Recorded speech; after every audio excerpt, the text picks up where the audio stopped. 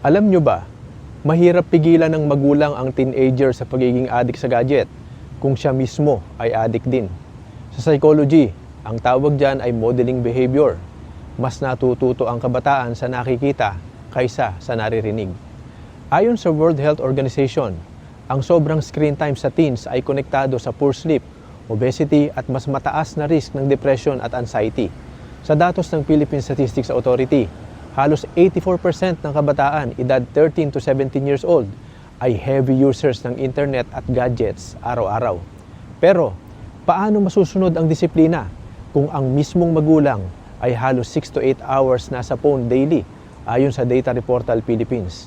Kaya, kung gusto nating mabago ang ugali ng kabataan, kailangan munang magsimula ang pagbabago sa matatanda.